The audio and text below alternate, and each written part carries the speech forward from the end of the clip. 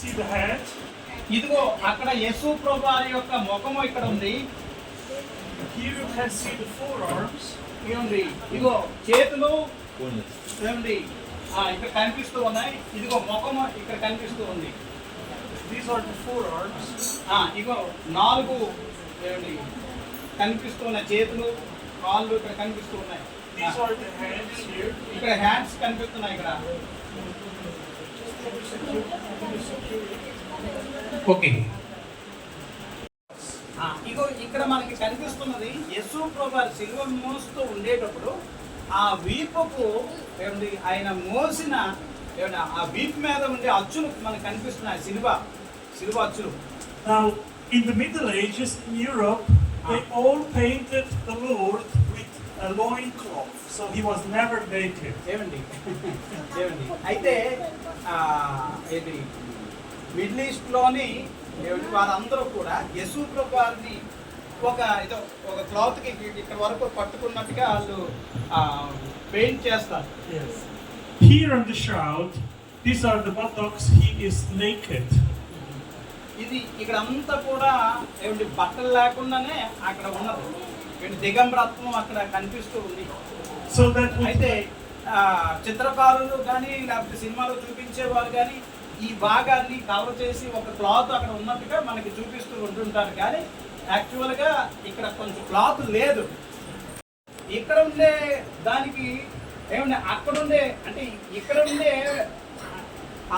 ఆ యొక్క క్రౌను అంటే ఏంటి ముళ్ళ కిరీటము దగ్గర ఉండే బ్లడ్కి ఈ బ్లడ్కి కొంచెం తేడా కనిపిస్తూ ఉంది. Because this is venous blood and this is arterial blood from the circulatory system. Okay ఈ మన యొక్క బాడీలో ప్రవహించే రక్తము ఈ నెత్తిలోనికి ఆ ముళ్ళతో వెళ్ళిన రక్తము రెండింటికి కొంచెం డిఫరెంట్ ఉంటుంటుంది కనుక అది అక్కడ డిఫరెంట్ కనిపిస్తూ ఉంది. So a forger in the 14th century could not know that because the circulatory system was only discovered 300 years later. 300 సంవత్సరాల తర్వాత దీన్ని అలాగా కనుగొని అది నిజమైన రక్తము అని చరిత్రకారులు దాన్ని ప్రూవ్ చేసి ఉన్నారు. Here is another detail which is very interesting. Here we see that the part of his beard was ripped off. You see here, it is no beard here because one of the parts of the beard, when he was tortured. అంటే అక్కడ ఉండేది ఏంటంటే ఉరివేసుకున్న విధములోని ఏమండి ఆ యొక్క కంఠము ఇదంతాను అలాగా ఉండిపోయింది, బిగబెట్టినట్టుగా అయిపోయింది. అక్కడ అది దానికి కనిపిస్తూ ఉంది. Now interesting is that there is a prophecy in the Old Testament that they would rip off the beard of the Messiah. దీని గురించి పాత నిబంధనలోని ప్రవచనం ఉన్నది. And that's not the detail which is in the Gospels, but here we see the prophecy fulfilled. ఏమండి అయితే ఆ ప్రవచనము సువార్తలలో మనకి కనిపించు. అది మా బాధ్యత.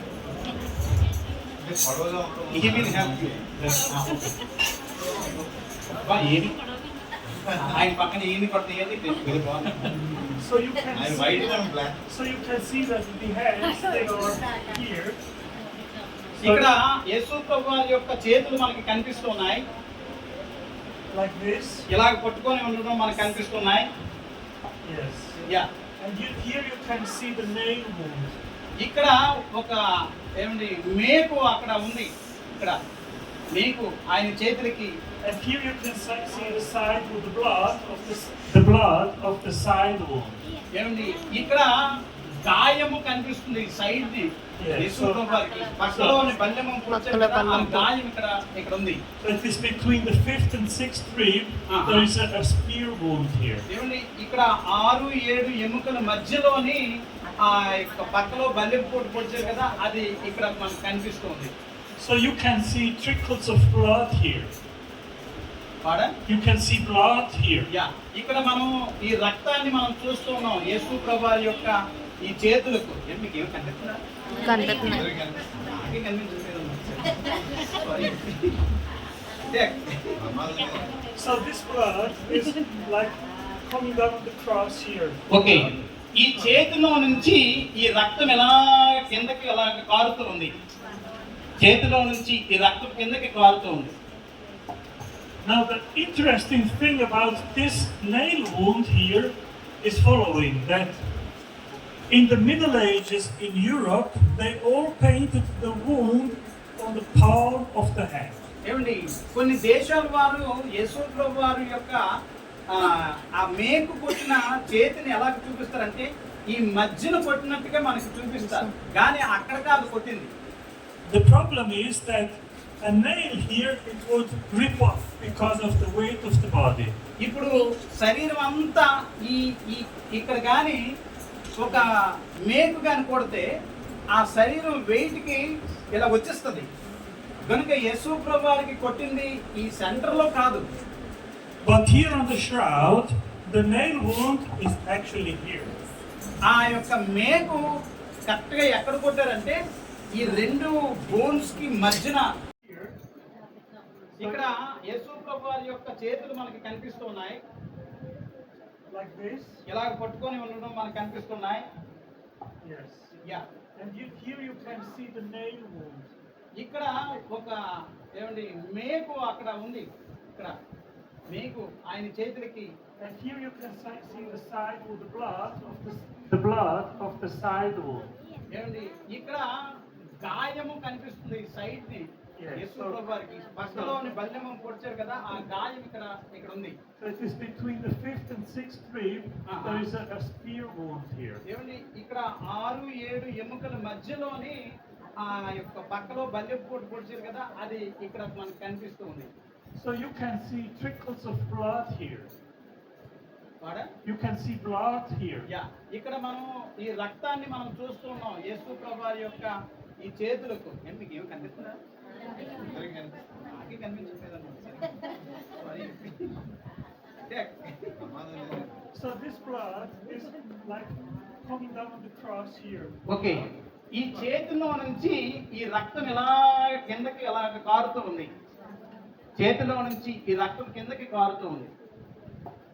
Now the interesting thing about this nail wound here is following, that in the Middle Ages in Europe, they all painted the wound on the palm of the hand.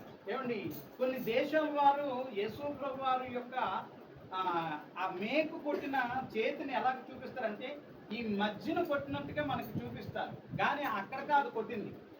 The problem is that a nail here it would rip off because of the weight of the body.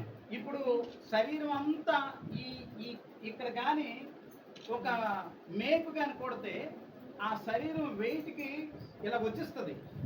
కనుక యేసు ప్రభు వారికి కొట్టింది ఈ సెంటర్లో కాదు. But here on the shroud, the nail wound is actually here. ఆ యొక్క మేకు కరెక్ట్గా ఎక్కడ కొట్టారంటే ఈ రెండు బోన్స్ కి మధ్యన కొట్టారు.